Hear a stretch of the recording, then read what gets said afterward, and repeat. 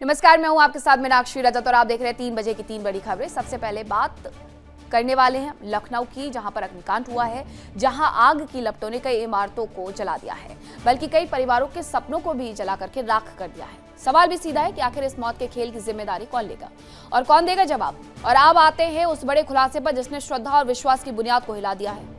राम मंदिर चढ़ावा चोरी मामले में एसआईटी की रिपोर्ट सौंप दी गई है। अब सवाल यह है कि क्या आस्था के नाम पर भी कोई खेल खेला गया, क्या पवित्रता भी अब जांच के दायरे में है।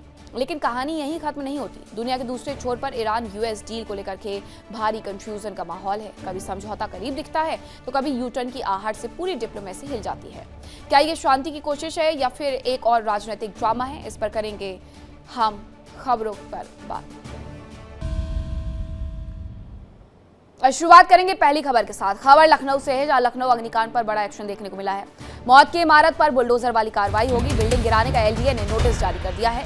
अवैध कमर्शियल कॉम्प्लेक्स अब ध्वस्तीकरण की कार्रवाई की जद में आएगा। लखनऊ अग्निकांड के बाद अब बुलडोजर एक्शन की बारी यहां पर नजर आ रही है।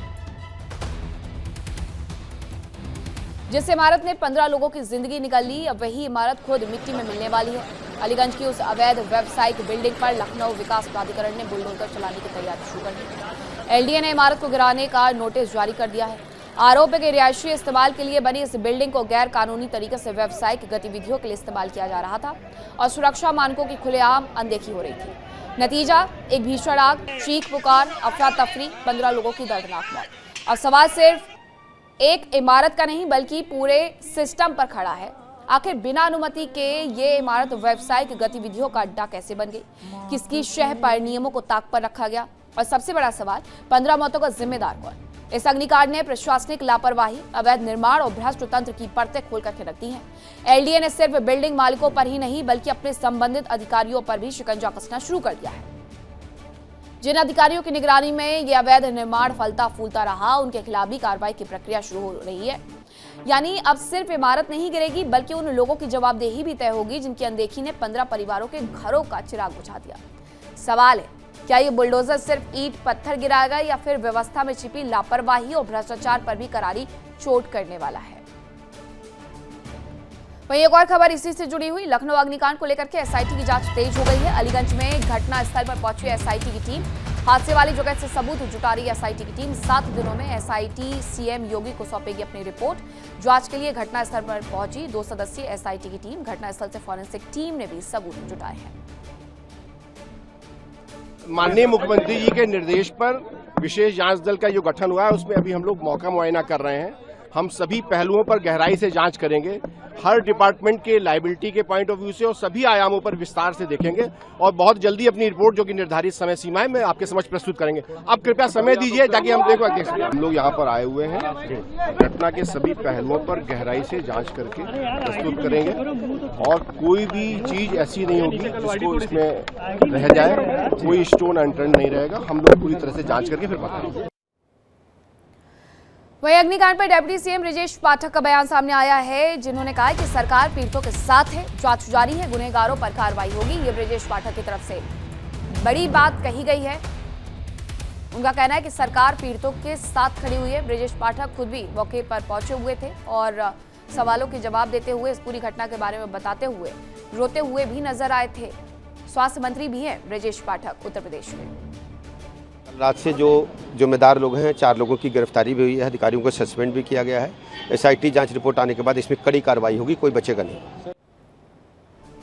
हमारे साथ हमारे सहयोगी लखनऊ से अनुज कुमार जुड़ गए हैं। अनुज, इस पूरे मामले में अब जानकारी ये मिल रही है कि ये बिल्डिंग तो 2016 में ही ध्वस्त कर देनी चाहिए थी और उस वक्त भी ध्वस्तीकरण की कार्रवाई के लिए आगे प्रक्रिया शुरू हो गई थी, लेकिन 2 महीने बाद ऐसा क्या हुआ 2016 में कि इसे रोक दिया गया और आज 2026 में इस बिल्डिंग ने 15 लोगों की जान ले ली? बिल्कुल, जो इस घटना के बाद जो दस्तावेज जो हाथ लगे हैं उस पर कई गंभीर सवाल खड़े होते हैं, खास तौर पे एलडीए डिपार्टमेंट, ऊर्जा डिपार्टमेंट और फायर डिपार्टमेंट, इसी को लेकर कार्रवाई भी हुई है, जिसमें कि एलडीए के 2 अधिकारी, ऊर्जा विभाग के 1 और फायर डिपार्टमेंट के 1 अधिकारी को, यानी टोटल 4 लोगों को सस्पेंड भी किया गया, क्योंकि 2016 में इसको लेकर एक ध्वस्तीकरण की कार्रवाई की गई कही गई थी और मुकदमा भी दर्ज हुआ था।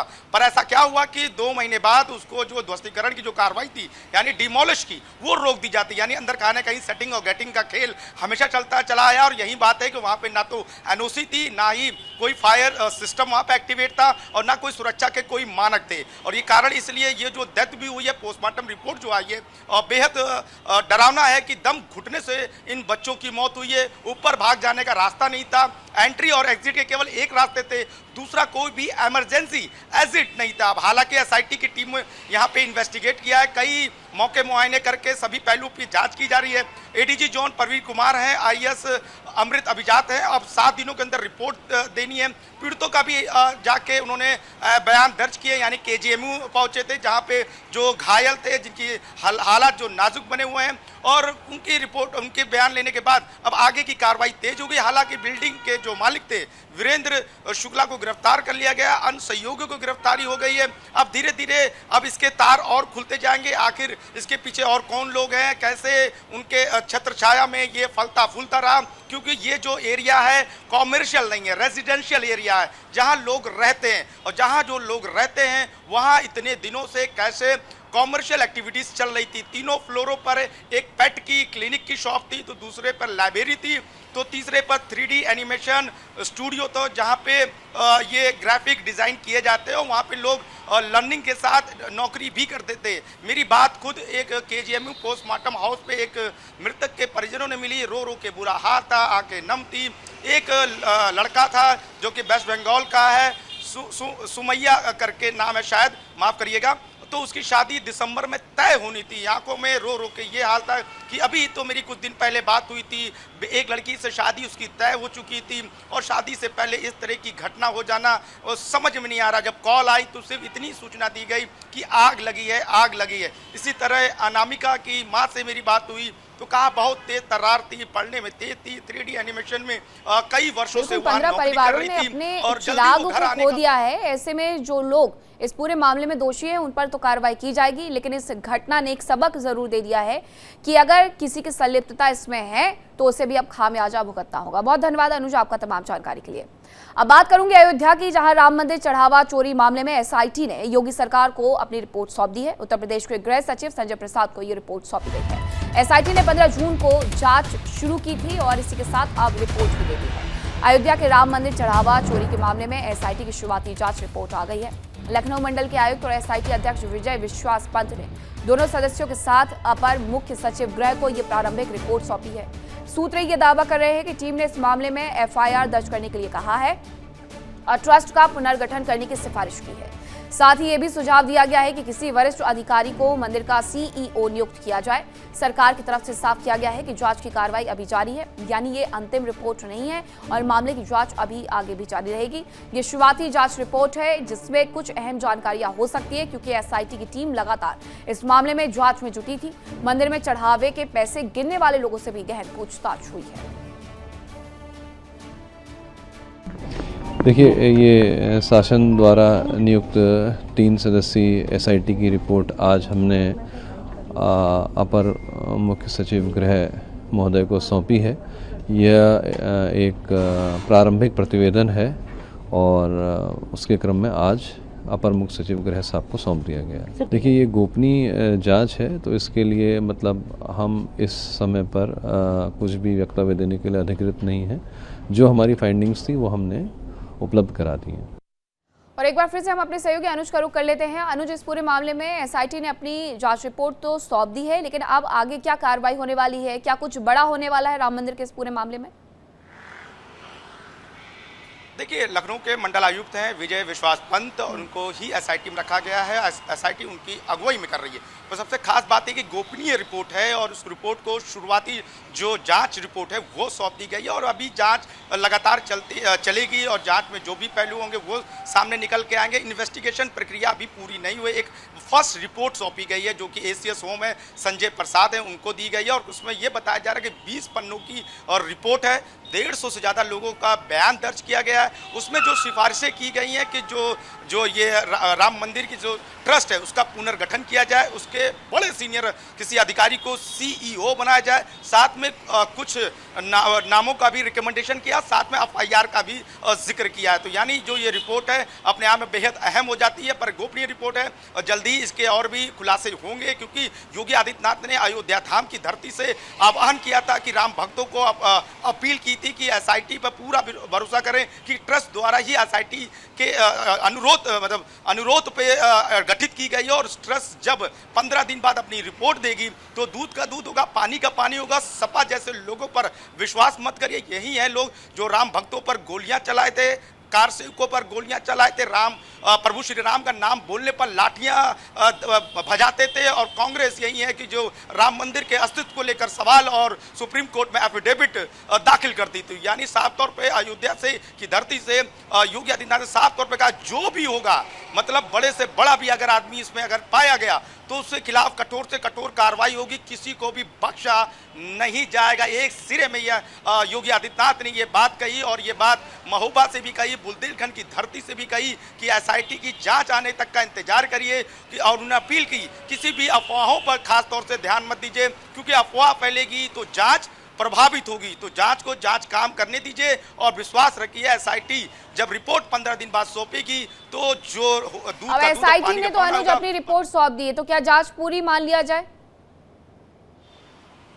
बिल्कुल ये प्रारंभिक जांच है, यानी फर्स्ट रिपोर्ट दी गई, शुरुआती एक रिपोर्ट है ये। मतलब जैसे कहते हैं कि अभी फिलहाल क्या रिपोर्ट तैयार की गई है, तो ये एक शुरुआती रिपोर्ट उसको करेंगे, यानी फर्स्ट रिपोर्ट दी गई। अब जांच अभी जारी है, जांच की इन्वेस्टिगेशन प्रक्रिया अभी जारी है। अभी गवाहों के नाम, गवाहों के बयान दर्ज करने हैं, बैंक डिटेल्स के लोगों से बातचीत करनी है, तमाम जो सुरक्षाकर्मी के थे उनसे बातचीत करनी है। अभी इसमें थोड़ा अभी समय है, अभी केवल ये एक प्रारंभिक एक रिपोर्ट है, जिससे प्रारंभिक रिपोर्ट को अगर ठीक है अनुज, यानी कि जिन लोगों ने लापरवाहियां बरती हैं, जिन लोगों ने इस पूरे केस में अपना योगदान दिया है राम मंदिर के साथ धोखाधड़ी करने का, उन पर कार्रवाई सुनिश्चित है। बहुत धन्यवाद अनुज आपका तमाम जानकारी के लिए। और ब्रेक के बाद अब खबर ईरान अमेरिका से जुड़ी हुई है, जहां डोनाल्ड ट्रंप ने ईरान को एक बार फिर से धमकी दी है। हर हाल में डील का पालन करना होगा। डोनाल्ड ट्रंप का कहना है कि डील से पीछे हटे तो फिर से सैन्य कार्रवाई करूंगा। ईरान अमेरिका डील में ये अब एक और ट्विस्ट देखने को मिल रहा है, जहां डोनाल्ड ट्रंप सीधे धमका रहे हैं ईरान को और कह रहे हैं कि हमने जो डील साइन की है उसे लागू करिए, और अगर पीछे हटते हो तो फिर से हम सैन्य कार्रवाई कर सकते हैं। यानी ये डील जिसके आसार हर तरफ से यही नजर आ रहे थे कि कभी भी टूट सकती है। डोनाल्ड ट्रंप अपने बयानों से उस पर और ज्यादा खरे उतरते हुए नजर आ रहे हैं। वो खुद ही इस बात को दोहरा रहे हैं कि हम डील से कभी भी पीछे हट सकते हैं और बड़ी सैन्य कार्रवाई कर सकते हैं। यानी डील जो हुई है वो दुनिया भर को बहुत दिनों तक शांति प्रदान नहीं करने वाली है। वहीं ईरान अमेरिका डील पर बड़ा ट्विस्ट आया है। तेल प्रतिबंधों में ढील के संकेत मिले हैं। 60 दिनों का रोड मैप तैयार कर लिया गया है, फिर भी तनाव बने हुए हैं। दोनों देशों के बीच में हॉर्मुज पर समझौता अभी तक पूरे तरीके से स्पष्ट नहीं कहा जा सकता है। स्पष्ट इसलिए नहीं कहा जा सकता है क्योंकि कभी हॉर्मुज को बंद कर दिया जाता है, कभी उसे खोल दिया जाता है। दुनिया के दो सबसे ताकतवर खिलाड़ी अमेरिका और ईरान फिर से आमने सामने हैं, बल्कि डील के बेहद नाजुक मोड़ पर भी है। सवाल यह है कि क्या ये बातचीत शांति की तरफ बढ़ रही है या फिर यह सिर्फ एक और डायलेमा डील है जिसमें भरोसे भी अधूरे हैं और शर्तें भी अधूरी है। तेहरान की सख्त शर्तें और वॉशिंगटन का रणनीतिक दबाव, दोनों के बीच फंसी ये बातचीत अब किसी साधारण डिप्लोमेटिक मीटिंग से कहीं आगे निकल चुकी है। ये बन चुकी है एक ऐसी भू राजनीतिक शतरंज की बिसात जहां हर चाल के पीछे छिपा है परमाणु सुरक्षा, आर्थिक प्रतिबंध, मिडिल ईस्ट की सत्ता, समीकरणों की जंग। एक तरफ अमेरिका चाहता है कि ईरान अपने परमाणु कार्यक्रम पर पारदर्शिता दिखाए, तो दूसरी तरफ ईरान साफ कह रहा है कि दबाव में कोई सौदा स्वीकार नहीं करेंगे। यानी तस्वीर साफ है कि डील टेबल पर बातचीत कम और टकराव ज्यादा है। और इसी बीच खाड़ी देशों की बेचैनी भी बढ़ रही है, क्योंकि अगर ये डील आगे बढ़ती है तो पूरा क्षेत्रीय पावर बैलेंस बदल सकता है। बड़ा सवाल यही है कि क्या ये डील वाकई किसी समझौते की शुरुआत है या फिर एक और अधूरी वैश्विक कहानी जो आगे जाकर के और ज्यादा तनाव पैदा करेगी। अमेरिका ईरान की ये डायलेमा डील अब से बातचीत नहीं रही है, ये बन चुकी है दुनिया की सबसे संवेदनशील कूटनीतिक परीक्षा। ज्यादा जानकारी के लिए विकास अब्रोल हमारे साथ जुड़ गए हैं। विकास, कभी भी ये डील टूट सकती है, डोनाल्ड ट्रंप तो ऐसे बयान दे रहे हैं, यानी कि अभी डील सील हो चुकी है और दुनिया भर से संकट के बादल हट चुके हैं, ये कहना जरा गलत हो जाएगा?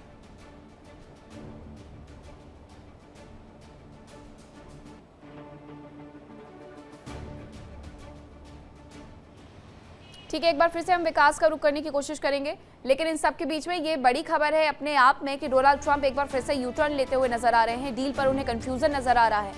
वो लगातार ये कह रहे हैं कि जो हमने सोचा है, एमओयू में जो हमने बातें की हैं, जो हमने साइन किया है, उसे ईरान को हर हाल में लागू करना होगा और अगर लागू नहीं किया जाता है तो फिर डील से हम भी पीछे हटेंगे और एक बड़ी सैन्य कार्रवाई करेंगे। आपको याद होगा कि लेबनान में जिस तरीके से हमले चल रहे हैं, डील की एक शर्त भी वही थी कि लेबनान में कोई भी अटैक नहीं होगा और अगर अटैक किया गया तो हम भी कार्रवाई आगे करेंगे। लेकिन अटैक लगातार हो रहे हैं, इस वजह से डील अभी साइन होने के बाद भी लागू नहीं की गई है। विकास एक बार फिर से हमारे साथ जुड़ गए हैं।